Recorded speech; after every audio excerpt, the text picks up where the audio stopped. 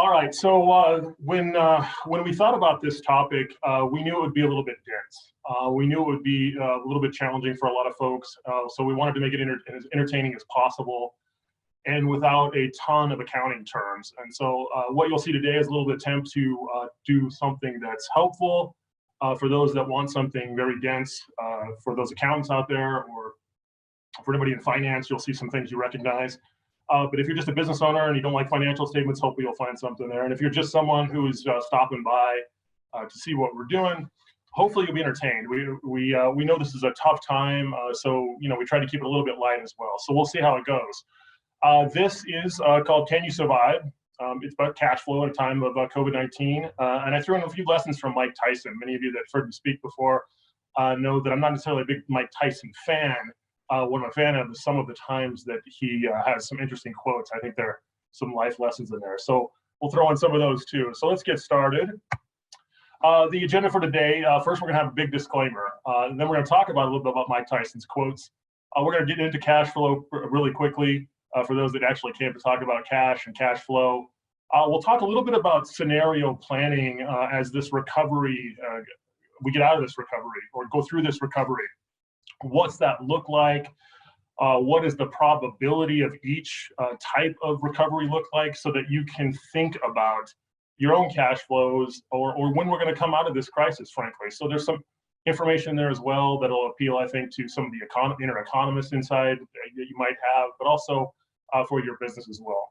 What do you do if you see the scenario playing out and you can't survive this period of time with cash? We've got some resources there. And then finally, I'll end it with some data that I frankly use every single day. So let's talk about that you didn't plan for this, really. This is unprecedented. You didn't plan for this. This is a black swan event. There's a book called The Black Swan out there. If you've read it, you know that these things don't happen often. The guy that wrote that book, Nassim Taleb, he's probably getting rich right now because it seems like there's a black swan event every 5 years now that should happen every 100 years. So it was a nuclear reactor, and then it was the financial crisis of 2008, and before that was 2000. Now here we are again. And so this book is probably shooting up in sales. If you haven't read that book, I'd recommend it. It gives you some strategies for how to think about and plan for events that no one else thinks about. But even if you didn't plan for it, you shouldn't beat yourself up. You really, at the end of the day, you can do two things. You can control your thoughts and your actions. Your actions are what this presentation is about. And this is where I first get my first Mike Tyson quote. Mike Tyson probably didn't realize when he said this that I think it's one of the single greatest quotes ever said by a human being, because it really describes a lot of the things in life. He said, everybody has a plan until they get punched in the mouth. So that time that you didn't think you were going to get broken up with, or the time you thought you were going to get that raise, or the time you thought you were going to get these sales and then a pandemic happened, these are all things you didn't plan for. And so you always go in as human beings to events and we think that we've got it all planned out, and then we get punched in the face, metaphorically, and we have to adapt. And that's what this whole presentation is about with respect to cash in your business. Little disclaimer, I'm not a lawyer or an accountant, but I'm also not an English major. I'm somewhere in between. I've done a lot in my career. I've been an SBDC counselor. I've been a business valuation analyst. I've valued companies. I've done turnarounds.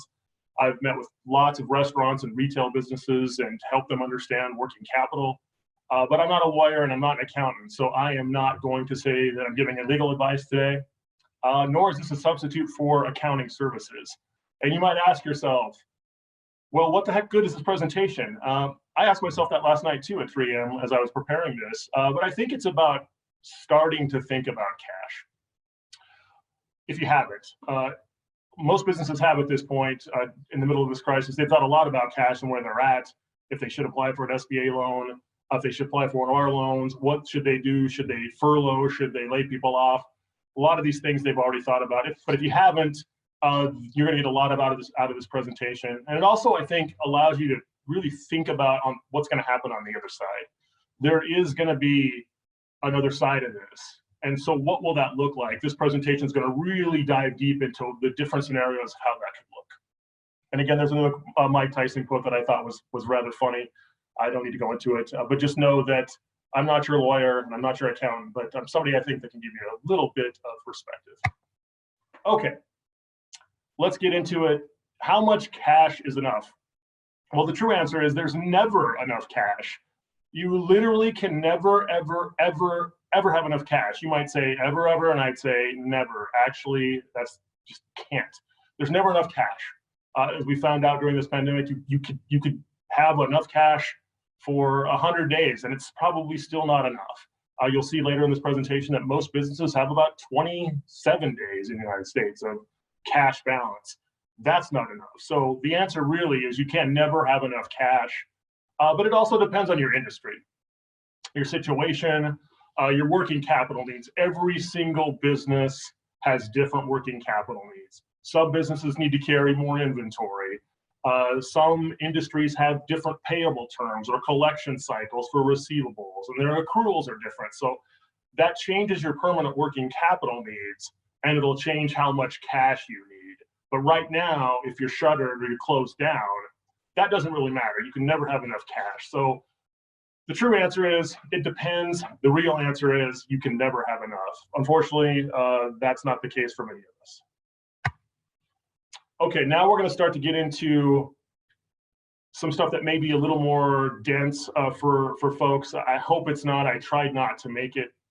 This is one way if you want to figure out how much cash you have. If you're sitting out there right now and you're wondering, I'm still in business, or I'm doing curbside pickup, or I need to advise a client on how much cash they have, this is a quick and dirty, really dirty way. And this is the quickest way you can do it without really needing a financial statement. It's called the day's cash buffer. It's a funny term, but really it's a way of just figuring out the number of days of cash you have left if you don't have any inflows, but you still got to pay your bills. So it's just a really quick and dirty way of trying to figure that out. And it's a simple formula. You just take your cash balance and you divide that by the cash outflows you're going to have, and you have a ratio, and that'll give you the number of days. And the simplest way to do that is to get the numerator. You just go look at your bank account right now. So you'll have a cash balance there. And then you add to that any cash that you can scrape together in your piggy bank or under your mattress. That is your cash balance. So that goes in the top. And you look at the top, you divide that by your daily expenditures for the last month. You want to look at those.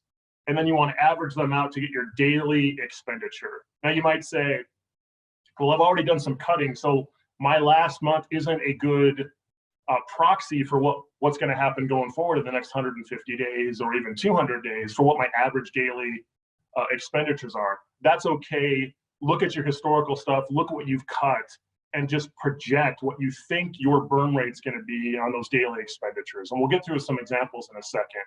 But you're going to take that cash balance that you have sitting right now, and you're going to divide that by what you perceive to be historically at an average, or going forward, what your daily burn rate's going to be. And then that'll give you the number of days you have left. That's just the simplest way to do it without looking at a lot of financial statements. Many small business owners intuitively know, because they're around their tapes every day, they're around their receipts every day, they know what their burn rate is. And if they've cut and had to pull back, they're quite aware of what their costs are going forward. So again, you've got a cash balance right now, probably, whether it's $5 or 500,000, and you'll know what that daily burn rate is if you look at some historical numbers and average that out per day, or estimate going forward. You take those and divide them out, and you'll have what that number looks like. Let's run through a couple examples. So here's one. Let's say you're a restaurant and you've already decided to maybe lay off some employees. Again, we're not encouraging that here at Elevate Rapid City, but this is just an example. So you've already laid some folks off and you were forced to close down because you're a restaurant and that's a gathering space and there's more than 10. So just like in Rapid City right now, you've had to close down. And let's say you've got let's say you were lucky enough, frankly, to get $15,000 sitting in cash right now, and possibly on your balance sheet or somewhere else. Maybe your mom has a 3-month CD, you throw that in there, you went under your mattress and you were smart enough to have $10,000. You add that all together, that's your numerator, that's your cash. And that looks to be $31,000 roughly. And let's say you looked at your last month's expenses, or even like your last week, and you figured out going forward, you're probably going to spend $160 per day. Because again, you've had to pull back. So you've got, you know, your rent and everything else. If you add that in and you look at this as your daily expenditures, let's say they're $160. You just divide that out. So you can see you take the 31,000 when you add those together, you divide it by your daily expenditure rate. You've got roughly 194 days left. This example, by the way, is a really good one if you're sitting in this position. Again, as you'll see, most businesses have about 27 days. Restaurants like this typically have way less. This is just an example as something that you could use. You can plug your own formulas in there, your clients' formulas, but this is the quickest and dirtiest way to figure out how long can I go right now with the cash the way it is and what my daily expenditures are. Let's look at another example. So the second one is, let's say you're a retailer, you haven't had to close down, things are starting to slow down, you got 5 employees, you're taking an owner draw still, you want to kind of survive this thing and you're staying open, people can come in and as long as they're not in crowds of more than 10, and you've stayed open. Let's say you got $25,000 cash, you just got $10,000 from your mom. She officially called it a loan from shareholders, but you know, it's your mom basically giving you that money. She said you could pay it back, but you're probably not going to. You're just going to count that as 10,000 bucks. So you add that together, that's your cash balance, and they're going to divide that by your average daily expenditures. And let's say you've figured out, because you're still open, that burn rate, all of the stuff you're spending each day is about 680 bucks. So again, you take the 35,000, divide that by 680, you've got 51 days cash left. So again, what that means is, if you don't get any inflows, if you have to stay closed or there aren't things coming in, things are slowing down to the point of 0, you can go 51 more days. So you can go less than 2 months or right now through the middle of June. Again, this is another example of where somebody's probably sitting better than most, because again, the average days cash here is 27. Okay, here's a second way. We're about to get a little more academic here, which is why I threw that quote from Mike up, talking about how bad it is to read too hard of books. And so hopefully this won't be too hard. This is an actual accounting ratio that's a little bit less dirty and a little bit less quick, but I like it more when I was doing business valuation. I would do this ratio, and it was more of a kind of a throwaway ratio. I was more concerned with working capital and days inventory and how fast did they collect and how fast did the company pay. This was kind of a ratio you did to kind of just say, you know, I wonder how far this company could go, and just cause you don't really anticipate the nuclear bomb scenario, loss of a major customer, a natural disaster, or the plague, possibly like we're seeing now. You just don't anticipate that. So it was kind of a ratio that financial folks like me just kind of did just because it was interesting, and it never really had a ton of use because there generally weren't disasters like this. But now it's quite useful, and you can do it, and it doesn't take a lot.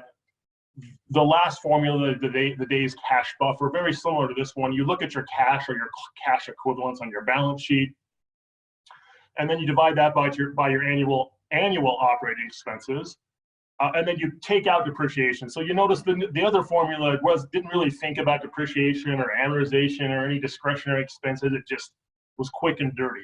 This one's probably more accurate because you're taking out depreciation, and you could possibly also take amortization and other non-cash expenses to actually get your true burn rate and how many days cash you actually have. But I wanted to make it fairly simple again. So you'll take what you've got on your balance sheet right now in terms of cash and equivalents. You'll divide that by your operating expenses, take out depreciation, and then you multiply that by 360. Some analysts do 365. 360 for me is one that I like because it makes it more conservative. So that looks like algebra, and it technically is, but it's not hard. Your accountant can do this in his or her sleep. So can your banker. This is not a challenging formula to perform, and I would encourage you to take a look at both of these formulas. But the first one I gave you was the quick and dirty if you don't want to mess around with financial statements. This one, if you do want to look at some financial statements, I would encourage you to look at this one. You'll see in a second we get similar numbers, but you can use either one. So let's look at a couple examples here. Our restaurant, again, is our first example. And again, you've laid off some employees, you've been forced to close, you've got the same amount of cash, CD, you checked your mattress. But then you went into your financial statements and you noticed your monthly rent. That's easy to estimate. Your monthly utilities. You notice what you're taking out as an owner is about $1,000 a month. Your fixed costs, your other SG&A, to be technical. And you multiply that by 12 to get your annual number. So you don't even have to look at your annual balance sheet, just look at your monthly stuff and multiply it by 12 to get a sense of where you're going to be. Then you'll take out your depreciation number, and then you'll have your answer. So it's again, it's algebra. You add up, and then it's not hard. You add up your numerator, and in this case, we're going to get what, 31,000. You divide that by what your annual expenses are, your operating expenses. Take out that non-cash depreciation. Then you multiply by 360 and you get your answer. So in this case, this business has 205 days left, enough as they're closed because they're not getting any income to get them through September. So worst case scenario, these guys can operate for 205 days. And again, that's a really nice situation to be in. Probably not the situation that you find yourself, but it's certainly nice to be in this situation. And again, it's an example. Here's another example from our previous example in the earlier formula. Same thing. We look at our numbers, we add up what we're getting from our mom and our cash, and what then it's going to be, take our monthly rent and our salaries. We multiply that by 12 to get our annual rate, and then you take out what your depreciation expense is going to be, multiply that by 360, and you get the answer. Here you'll notice I made a math mistake because I was up at 2 in the morning doing this. The actual answer is not 57. I should have changed it on a formula. It's 53. 53, 57. At this point, who cares? You're basically through the middle of June before you have to find more cash. And so these are two formulas that you can use. And notice that we got similar amounts on both those examples. So if we used our really quick and really dirty way, or we just do our estimates really fast, our restaurant had 194 days cash to be able to burn through. Our retail establishment had 51. And then if we use our accounting days cash on hand, it was 205 and 53. So very, very similar numbers. What you see on the right there is the industry benchmarks. This is from the Harvard Business Review, but it's pretty close. The average median business in the United States has 27 days cash, so they can almost go a month in a crisis situation like this, which is not a lot. If you look on the left of that scale, down at the bottom, guess what? It's restaurants, 16 days, retail 19. So a lot of the businesses that are being affected by this crisis, unfortunately, are the ones that don't have the biggest cash balances. And even if you were in high tech or real estate, you'll notice on the high end, the average or the median, is 33 and 47. So our examples that I gave you were rather nice to have if you were in those situations. But this is the full gamut in the United States. You can see that businesses, this is why you would be struggling in a situation like this, because most just don't carry this kind of cash. And that's unfortunate. This is why you see this SBA money coming out as quick. This is why you see everybody trying to get money out on the street as fast as they can, because when this crisis started, this data is available to members of Congress and the economists across the United States. They see the same things that I'm showing you now. Folks just can't go past half of a month to 2 months, which is why it's so important that these programs exist. So this is a challenge, not gonna lie. Every industry has benchmarks that are different. Even Elevate Rapid City is a 501c6. We have a benchmark that we would look at. I've already looked at it. I've done everything that you'll see in this presentation. I've looked at for our own organization and done the scenario planning that way. So this is a tough slide to swallow, and it's a challenge. But let's talk about what we can do. How long is this going to last? Well, no one really knows. If you've heard somebody say, I think it's going to be this, I think it's going to be that, if they don't put the word "I think," They're probably not accurate. We just really don't know. We don't even know what it means. Does it mean that you're going to see customers back in the door? Does it mean you're going to have revenues like you did before the crisis? So we don't even really know what it is to measure. So no one really knows how long this is going to be. You'll see the quote from Mike Tyson. He's not the same guy as when he bit Evander Holyfield's ear off. And you're not going to be the same business after this crisis, because the world's going to be a lot different. You can imagine a scenario when we get out of this in which you are temperature checking folks at the door, that you're possibly being having to register with your cell phone, and your whereabouts are going to be, I won't say tracked because that's a little scary, but they'll know where you're going so that they know if you're going to be in a cluster of potential infections. So there'll be that. Very, very likely you're going to see less revenue. So even as we get out of this crisis, whether it's 90, 120, 150, you'll see some slides later, the chances of the revenues being where they were, very unlikely. It's going to be a very slow ramp up.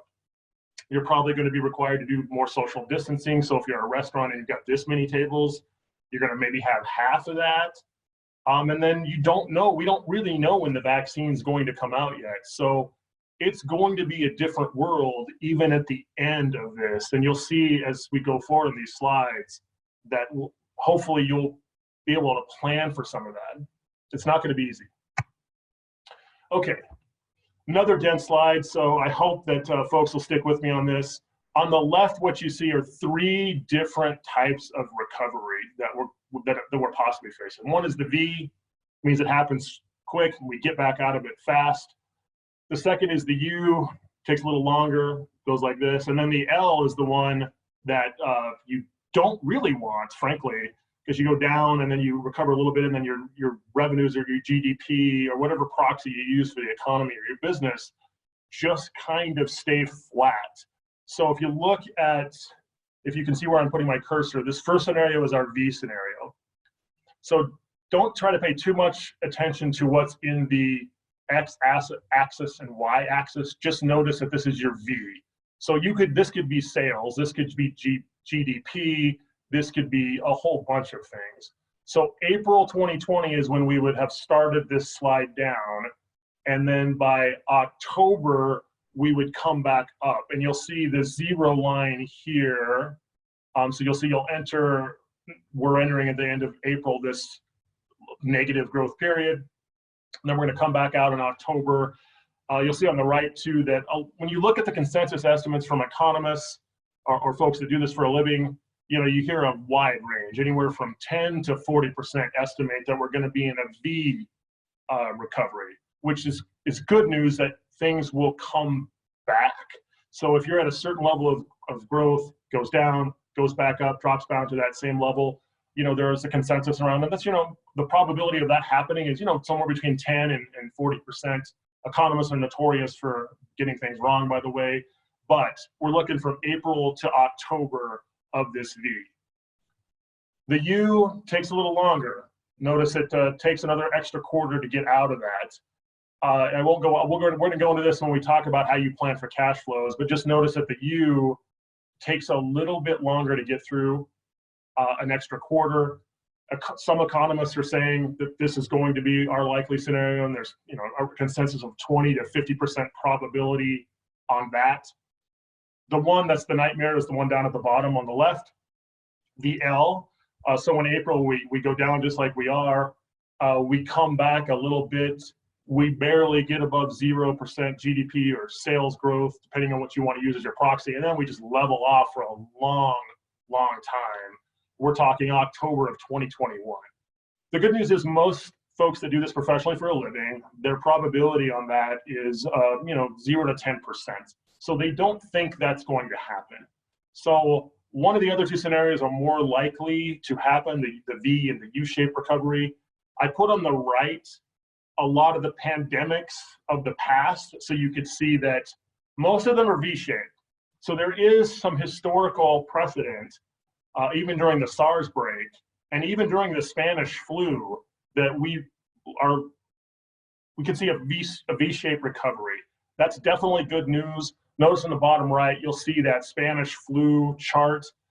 It took about 24 months but it was a V-shaped curve, and there wasn't an L-shaped curve, so that we continue to see stagnant revenues forever. And so even the Spanish flu, which has been widely touted as worse than what we're going through now, you didn't see a sustained L-shaped recovery. So that's possibly good news. Again, I'm not an economist, and by the way, most economists, they struggle with this too. Anybody would, because you just can't predict the future. But those are the three types of recoveries that you're looking at. And I wanted to put the other ones, the SARS outbreak, the swine flu, so you could see that, you know, generally you have these V-shaped curves. Okay, now that you know the possibility and the probabilities of what's going to happen, you've seen how you can measure your cash. What the heck do you do about it other than just panic? I would say don't. I would say start scenario planning, because we just know the world's complex. We know the future's uncertain. Even before this, there were just too many variables to predict. So if you're sitting in Rapid City every year thinking the tourists are going to come through, and it's been happening, that's great, but there were still a lot of things to try to get right to figure out that you were going to be there each year. So interest rates, oil prices, consumer behavior, weather, supply chains, politics, not to mention pandemics. The future is just really hard to predict. And so you want to adjust your actions to be able to react to whatever's coming. Again, if you had read The Black Swan or have read The Black Swan, you'll know that he advocates in there being able to react to an event like a pandemic like this. Not many of us would, but he would say you should be able to do that. And what does that look like? If you'll notice, this can be anything in your life, but let's just say it's a business. You're on the left, and scenario A is what you thought you want.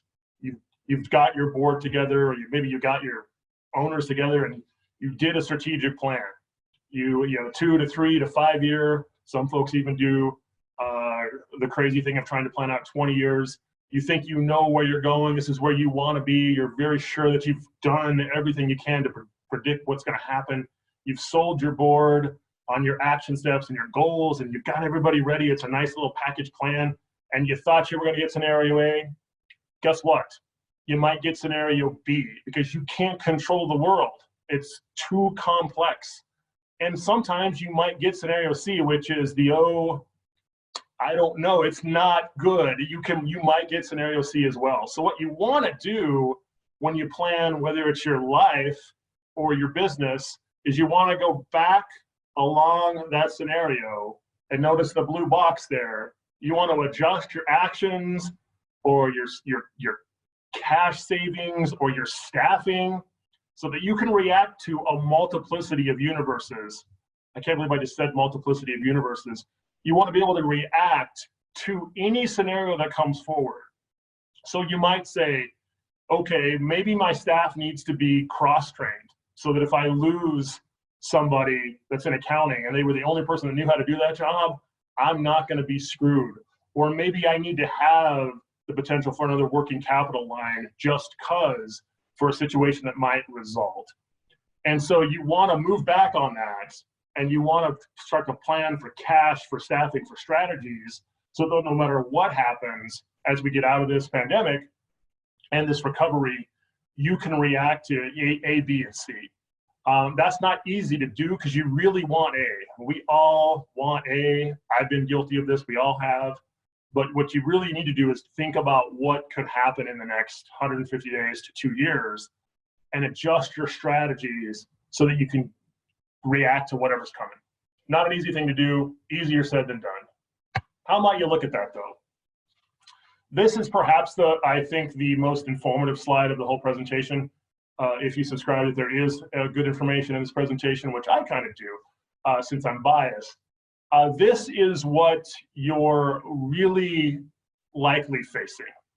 So let's look at the top. So we talked about the probability of that V-shaped curve being what it is.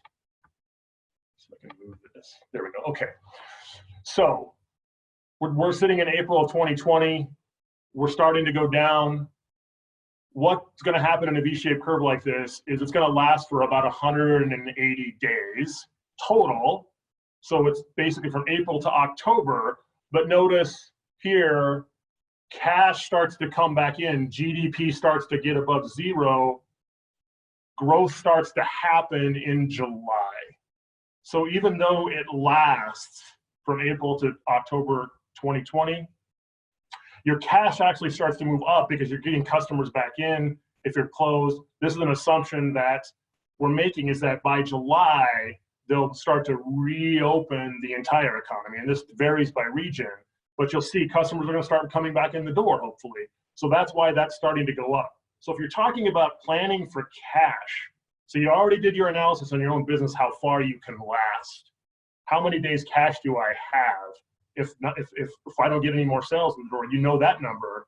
Now you can look at these different scenarios and figure out how much cash you're going to need before you start to get on the other side of this. So on a V-shaped curve, again, the consensus estimates that are that's a 10 to 40% probability.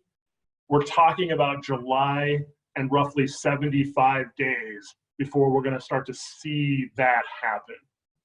Okay, that's in the best case scenario. The middle case is that U-shaped recovery. And again, the estimates on that are somewhere between 20 and 50% probability from most economists. You're going to see a longer period of time. Notice that this really now goes from April to January of 2021.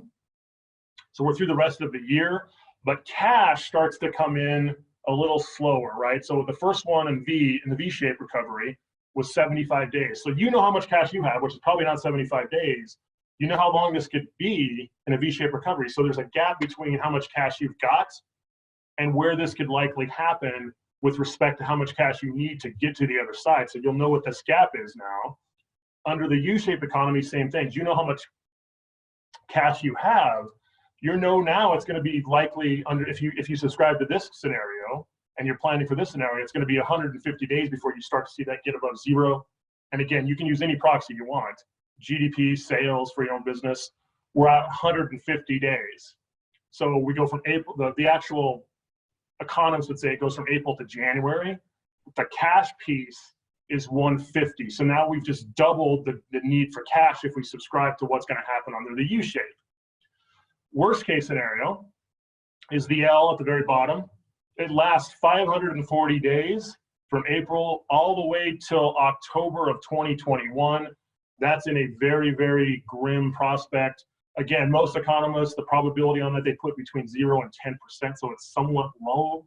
But again, we're all human beings, so we don't know what's going to happen. But if you look at the consensus, that's possible. It's a 540-day timeline there on an L-shaped recovery. But notice when cash comes in, even under L, it's 120 days when that starts, or August roughly, when we start to see a little bit of cash trickling in the door. So yeah, you look at all three of these scenarios and you do what I was trying to do on the other slide. You say, okay, I've got three scenarios, what I want, which is the V, what I might get, which is the U, and what might make you say, oh crap, or something even worse could be the L. How do you move back now and time that? Well, it's easy. Just look at the probability. So it's 10% to 40% for a V. Again, according to economists who are supposed to be smart about this. The U-shape is 20 to 50% as well. So you could say worst case, yeah, the 10 and the 20, it's 30%. But from a cash perspective, the one in which you see the positive numbers come in latest is that actual U-shaped curve. So if you plan for 150 in terms of your cash, getting from where you're at now to the 150, guess what? You've encompassed both the V and the L. So by planning for the U, you've actually planned for cash under the V shape and the L shape. Now, once you're there, that's a whole different story. It's about working capital and what happens. But in terms of this presentation is about how much cash do you have, how much do you need, and can you get through? Planning for that 150-day period, if you haven't already, is something you should have a conversation with your banker about. You should have a conversation with your accountant about. You should have a conversation with all your other co-owners about. That is something that you can plan for, so you can move back on that no matter what signals we see, and probably be okay if you're looking at that 150 days out. There's one more other recovery that I didn't put in here because it's just too depressing, which is the W, which is the volatility. It goes up and down and up and down. That would have taken probably a whole other slide or a whole other presentation to deal with, frankly, and I didn't have time for it here with all my Mike Tyson quotes. And so I just wanted to really think about what was most likely. So again, if you can plan for the U shape, you've basically got the other two for free. Not really, but you've accounted for that 150 days to when your cash possibly comes back in this U-shape economy. Now, let me preface this all, or not preface this, let me just disclaimer all this. Is this what's going to happen? I don't know. What I've tried to do for you here is give you a couple formulas so you can figure out how much cash you have right now, how far can you survive, and then give you some ideas of some scenarios you might see in the economy in the next 6 months to help you understand how much cash you might need before you see revenues really start to come back in the door. And I can tell you, I've used this on our own business here at Elevate Rapid City for how we see revenues coming in with investments. And so I'm drinking my own water that I just got out of the faucet. I don't know what I'm saying. That's a bad metaphor. Basically, I'm using these tools that I'm giving you today to plan for our own organization, because I don't want to be in a scenario where I haven't thought about what the possibilities are. It's likely there could be another scenario here. There could be 4 or 5 other scenarios, but these are the ones that I'm using probabilities and consensus estimates for. So I'm trying to do my best, and I think this is something to really think about. So if there was one slide, if you were going to try to take advantage of and really do this, it would be this one. If you've taken the other one seriously, where you've figured out how much cash you have to survive. I see some questions coming in. I promise you guys I'll get to those. Let me see if I can get through this. What are your sources of cash? Well, internally, this is probably not the best time to point this stuff out because everybody is just trying to survive. But in a normal environment, you've got internal sources of cash, and it's called permanent working capital. And this is a whole, I think, another presentation for another day. Certainly something you should talk to your accountant, your banker about, is looking at your cash on cash cycle, your permanent working capital, because you can adjust things that you do as a business to give yourself more actual cash. So things like having more sales, while keeping your cost of goods sold and your SG&A at the same ratio. You can collect faster on your receivables than your industry standard. So if your industry standard is 30 days on collecting receivables, if you can get that down to 22, it's going to be more cash. It's kind of a no-brainer.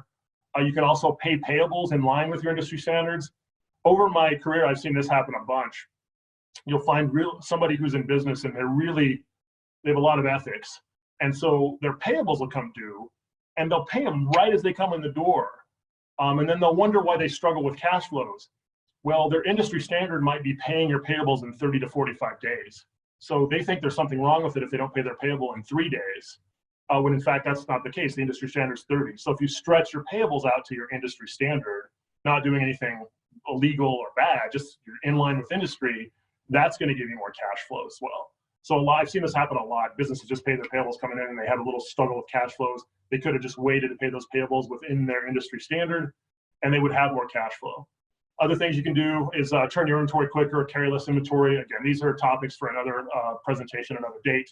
You can use RMA ratio studies to figure out where your industries are at. You can contact us or your bank or your accountant, they have them as well. So those are ways you can get in capital internally. There's some external ways as well, and that's what we're spending some time on today. You tap your savings, duh. I'm sure you're already saying, Tom, we have thought of that. You can get shareholder loans. You can code it as a shareholder loan, even if it's your mom. You can make a loan to your company from your personal savings. You can go out and raise more equity. We're going to talk some more about debt, or you can do what our friend Mike does in that quote down there. I don't think he was being nefarious at this time. He was just talking about how he sometimes likes to just be, I think, anonymous. And he goes and gets quarters off the street. So we don't want you to do that. We actually want you to do it in a way that you feel like you can stay in business. So I think the quarters part might be a little challenging. Here's some debt programs. So we talked about the different sources, but these are the ones that you've heard a lot about. First, let's talk about our own program. We created a program when the crisis first happened, because we knew the SBA dollars were likely not coming out on the street for 40 to 60 days. And it turns out that we were right. They got them out faster, I think, than we anticipated, but still there was a need locally for a loan program. So we, in 2 days, wrote a loan program and created the Elevate Rapid City Emergency Bridge Loan Program. You can go to our website and check this out at elevaterapidcity.com, and you can click on resources. These loans are up to $15,000. There's no interest and no payment for 90 days. You can also get an extension for 30. So effectively, they're 120 days or 4 months, 0% interest. They try to bridge the gap between when those SBA dollars come in and now. There is a fee. By the way, I saw somebody on Facebook say, well, you're not being truthful. There's a fee at the end of this. And I thought, oh God, yeah, there is a fee. It's a 3% fee, but we're not making any money off that. We weren't intending to try to make any money off of the program. The fees to cover our servicing agents. So when you do loans, someone has to service these, and there's people that do this as a job. And so we're charging a 3% fee at the end, which the SBA can take out to essentially cover our servicing fees. And so the intention is not to make money. We're just trying to cover our servicing fee. But if a business got into trouble, we'd probably work with them even on that. So again, this is our own little program here. There's still time to apply for this. I think we've done around 22 loans out since this program started several weeks ago. Several $100,000 have been out in the street. We've got $750,000 total in the program, so we've still got a lot of money in the program that we can use. So if you are, after this presentation, a business that thinks you want to do the analysis on your cash and you're worried about getting to that 150 days or beyond, this is something you could look at locally. I'd be remiss if I don't mention our friends at the state with the Governor's Office of Economic Development. They came in last week real hard and heavy with their loan program. That's up to $75,000, so much higher than ours. Those can be long-term with no interest and no fees. And then you can go to that website there to get right directly to those loans. You can go to our website, check out ours. So there's the local one, which is the smallest. Then you've got the state, which is the next biggest or smallest. And then so you've got the federal disaster loans and the payroll protection program. I don't need to spend too much time on that. You've already heard from the SBA. I'm happy to try to answer some questions about what we're seeing with those programs, but they've been talked about a lot. But just really quickly, the disaster loan is directly from the SBA. You can go right to that website and get started on that. They're up to $2 million. The interest rates, depending on your for-profit or not for-profit, those are the interest rates you see there. And then the federal payroll protection, different loan program entirely, up to $10 million or 2.5 times annual payroll. Interest is lower, but the terms are shorter. So with the disaster loan, the terms are going to be longer, which probably means your payments are going to be smaller depending on the interest rate. With the payroll protection, those terms are going to be smaller, so the payments are probably going to be larger, but they're also forgiven, right? So you've heard this many times that the payroll piece is likely or will be forgiven if you can hold the line. So on that one, you notice I didn't put a link in there. That's because you need to go to a bank.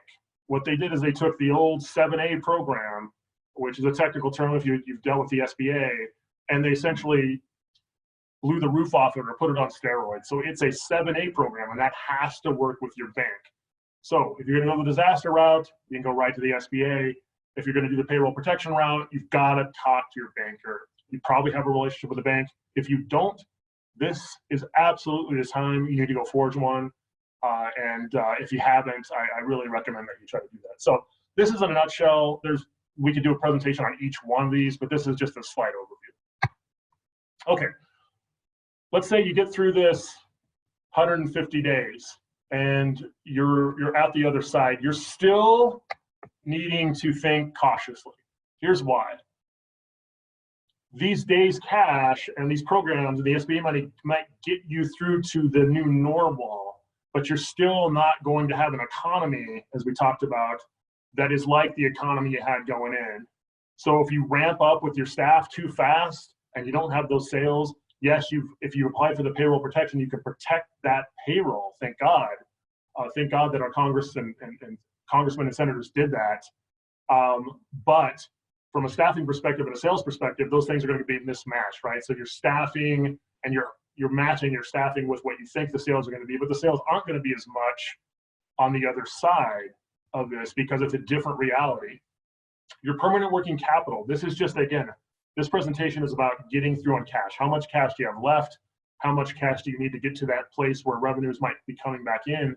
But you're still going to need to really look about what your working capital needs are. Again, your inventory, your receivables, your payables, your accruals. You're going to want to take a look about what those needs are long term. This is just one specific period to get you through to the other side. So you're going to have those working capital things you need to think about with your accountant and your banker. There's going to be regulations. We talked about you might need more of this, and you might need to be wearing one of these. No matter, your customers may be needing to wear one of these every single time they walk in your door. There might need to be, they might need to come into one entrance and leave through another entrance. There's going to be a lot of different regulations probably on the other side of this. Is going to change your business model. Think about that. I can't tell you what that's going to look like necessarily.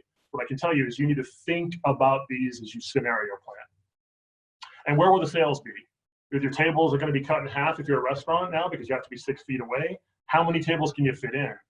What is your, are you going to still have the same fixed costs as you did before, but now you don't have those revenues that you did before? So you want to think about how those are going to look.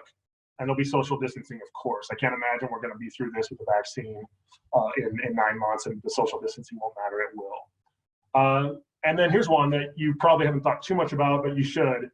Maybe you survived this crisis and you've got a viable business and an ongoing concern still, but did everybody else? Let's say you're a wholesaler.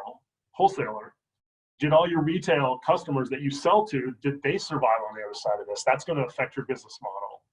Your suppliers, did all your suppliers come out the other side of this? If not, were you tied to one supplier or two? And did both of them make it through? If not, you need to think about your supply chains and where you're getting those supplies from. And did those folks come out the other side?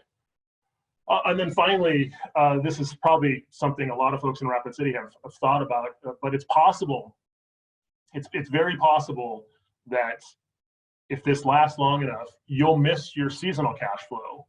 So all the stuff that I just described assumes that we're going to get through this, but if you've got the L-shaped recovery and it's October of 2021, you've essentially missed your seasonal cash flow, right? So your bank and the SBA need to be aware that this is an entire 9 to 12 more months on top of that 150 days that you're going to be facing the challenges because you just missed that seasonal cash flow. We know in Rapid City, there's about 100 to 150 days that you got to hit if you're a tourist business, specifically in the Black Hills, to get that. And if we get to the other side of that, I just can't even imagine what those businesses are going to face with that, because they're going to have to add another 9 months before they can get back to get to a place where those cash flows come in. So that's the kind of stuff that keeps me up at night, frankly. And I can't imagine what it's like for those businesses to think about what happens in that scenario as well. And then finally, there's going to be a mental toll. It depends on how you want to look at it. To you and your staff and your business, we're human beings and we're social creatures, and we need to be around each other. So this just evolution. That's why we survived as a species, was because we worked together and we sat around the campfire and we were social. So this virus is working against our natural DNA, and that's a real challenge. And so when we're apart from each other for this long, that has a mental toll that it takes, not just the physical toll and all the sickness, but that has a mental toll that it's gonna take on you and your employees. And I hope you're thinking about that. I know Rachel here at Elevate Rapid City has already had some mental health professionals on to talk about this, and we may continue to put some of those folks on because we know that's going to be important. Often the mental toll is more exhausting than even the cash flow. So that's going to be a challenge too. It's just going to be a different world. Put some resources here in case you want more information. So this was a really dense presentation. I hope it was somewhat entertaining to some folks and somewhat informative. But let's again, just repeat, if you've not talked to your banker yet, if you've not talked to your accountant or your attorney, I would hope everybody has done that, but if you've not done that, you need to do that immediately. Your banker, for several reasons. One, working capital issues. Two, they're the ones that are going to be used for the 7A program. Your accountant, because your accountant can actually help you with some of these equations that I put up and some of the formulas. And then your attorney is going to be really important. And so you need if you don't have a relationship with those three types of individuals, get one. Please do that. But then if you've done that, there's some more information you can get from us at Elevate Rapid City. If you want to learn more about our bridge loan program, you can call my buddy Mitch Nightingale up, or actually you can just email him and that info@elevaterapidcity.com. I didn't put Mitch's personal email. I probably should have done that. But you can just get right to us from there. Our info will get to Mitch, and Mitch can talk to you more about the loan program. At the Governor's Office of Economic Development, our buddy Matt Bruner, that's his email. He's probably glad I gave that out today. SBA disaster loans, Pam, we've had on a couple weeks ago. That's her email. If you need counseling with the SBDC, where they can walk you through some of this for free, you can call my buddy Allie DeMersman, and she's probably not happy that I just put her personal email on a slide. But Allie would be happy to get you to one of our SBDC counselors, or her SBDC counselors, rather, for help. And so those are some places you can go. Here's some other useful things at the end. How did I get all this data? There's a place you want to go if you want to look at where the curve might be. The University of Washington, a lot of governors are using this now. You can look at the metrics for when the curve might flatten in South Dakota or any state or the United States. You can go to that first link. Google's putting out some mobility data about when and where people are traveling. If you go look at Pennington County, you can see that people are starting to stay home. They're going to the parks. They're not going and doing retail and restaurants. You can see those. Apple's putting some of that data out now. If you're interested in that report on days cash buffer, JP Morgan Chase has a whole article on that. If you want more information on the days cash accounting ratio that I gave you, you can go to that link. If you want to look more about scenarios, you can go to Harvard Business Review. It talks about the different scenarios I spoke about today. Of course, you can go to our website and click on resources and get to anywhere. And then finally, if you were just here for the Mike Tyson quotes, certainly I've got a link there. You can click to all things Mike Tyson and what he said over the years. And again, some of them are funny and some of them are not, but some of them are actually very helpful. Okay, with that, I will try to take some questions and see if I can do this. I might need Rachel's help, everybody, as I get here. Thank you. Okay.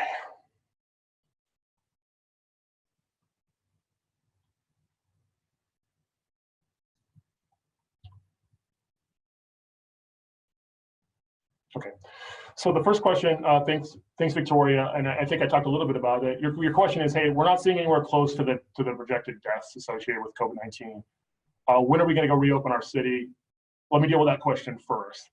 I think the answer, again, let me preface this with nobody knows. So that's just whatever I say right now. Don't say, hey, Tom said that's the absolute, God's truth to this. But I think, yes, I think you're right. I think we're seeing that if you talk to some folks that are in the know. I think I'm one of those folks. I think we're going to see the curve likely flatten quicker here. If you go to that website that I have on that slide, which is the University of Washington's IMHE website, you can actually see the data that's being fed into that model in terms of cases and need for bed. You can see where healthcare professionals and statisticians are seeing the curve flatten in South Dakota. And I think you'll see that it's much faster than we were worried about. I think it's possible if you look at that data, and again, this isn't Tom's perspective, but it's possible if we continue to respect social distancing that you're going to see this possibly flatten by July, and you can go to that data and look at it. You can go to any state, New York, South Dakota, the United States, and see when it flattens and when it ends. And so I think you're going to see that's not even the like maximum cases. That's going to happen according to that data in May, and then you'll see it flatten all the way down by July. So again, that's that V-shaped curve, and that's the potential that we would have. I think from the probability of that is probably somewhere again between 20 and 40%, and I think it's somewhat likely that could happen. Your next question was, do you believe that the longer we remain closed, the longer it'll take to recover? Yeah, absolutely. If you've ever, here's a bad metaphor, but I'll use it anyway. If you've ever lifted weights and you lift every single day, you don't get sore as much and you keep going and it feels good. And let's say you take 2 days off, it takes a little longer to get going into that. If you take a month off or 2 months and you go try to lift weights again, the last thing you want to do is go do 3 sets of 10 because you're going to be sore the next day. And that's like the economy. If you take that long off between here and here to ramp back up, that definitely takes longer, which is, I think, why you're seeing Elevate. And this is not a plug for us. Everybody's doing this across the United States. This is why you saw Elevate jump in with a loan program. This is why you saw GoEd, Governor's Office of Economic Development, and Governor Noem jump in with their program. This is why you saw the SBA come in. And this is why you saw the CARES Act come in with wave after wave of stimulus. You'll probably see another wave, 1 or 2 more rounds of that, because they know the same thing that you just said, is the longer it takes us to start again, the harder it's going to be. So everybody's throwing the kitchen sink. This is why we're doing the Rapid City To Go page, to try to do curbside pickup and encourage folks to buy gift cards. That's why we did the loan program. It's why we moved these events online, because we're basically throwing everything we can at the economy that's within our control to try to get it faster, right? Including the healthcare stuff and the health consequences. And so everybody's trying to do their part, whether you're a doctor or a business. You see sometimes the healthcare professionals and the business community kind of on both sides. Everybody's got good intentions here, right? So the business community is trying to survive so that they don't have to ruin their economic lives, which could be really challenging. And then the healthcare community cares about saving the lives right now of people. And both sides have a really compelling argument depending on how this shakes out. And what you're trying to do, and I know that most governors and most leaders are trying to find this middle place where we cannot have to go too far on the economy, but also save lives. And no one knows where that's at, which is why you see such a vigorous debate, and it can get quite emotional. At Elevate Rapid City, we're trying to strike that balance, and we think that's the best way to be. And so it's just challenging. There is no right answer to that. But the short answer to your question is, yeah, it's going to take. The longer this goes, the longer it's going to take. And you can see into those scenarios. Again, I would encourage you to go back to that slide under the U, the V, and the L, and see that no matter how long it takes, you can, as a business, plan through most of those. You may not be able to find the cash, but at least you can think about those scenarios and try to plan for that cash. Okay, this is another challenging question for me. Okay, six deaths total in the state have been classified COVID-19. In my opinion, is it worth shutting down our economy and devastating business revenues? I think I just answered that question. I hope I did. That is that we're trying to strike a balance. I don't think there's a right answer. There's just varying degrees of answers to that question, honestly. For me to take one side or the other, I think is probably, it's not productive, because the answer lies somewhere in the middle. We're trying to find where we can open the economy back up, but we're not putting lives at risk. And I know the mayor and the governor we're all trying to find that middle ground to where that looks. I think I've got one more question here. Let's see.